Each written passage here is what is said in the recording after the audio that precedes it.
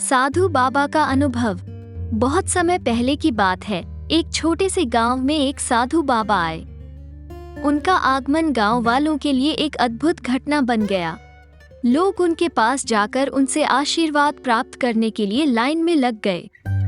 साधु बाबा ने गांव के बाहर एक वृक्ष के नीचे बैठकर तपस्या में रत जीने का आदान प्रदान किया। उनकी तपस्या की मित्रता गांव वालों के बीच में बढ़ती गई। उन्होंने लोगों को मार्गदर्शन दिया और उन्हें ध्यान में लगाने के लिए प्रेरित किया।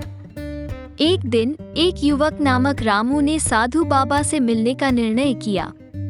वो उनके पास गया और बाबा से अपने जीवन के मार्गदर्शन के लिए प्रार्थना की। साधु बाबा ने रामू से कहा, बेटा, तुम्हारा मन शांत होना चाहिए।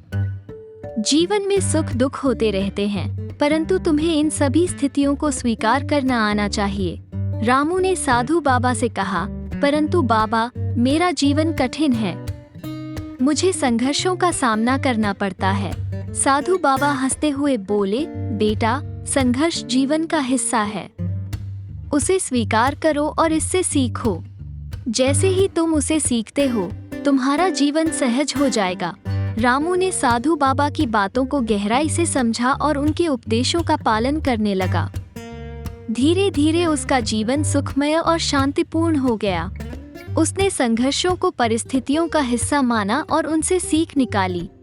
साधु बाबा की उपदेशों ने रामू को नई दिशा दिखाई और उसने अपने जीवन को समृद्धि और सफलता की ऊंचाइयों तक पहुंचाया। ये थी एक छोटी सी कहानी साधु बाबा और रामू के बीच के आत्मविकास और समृद्धि की।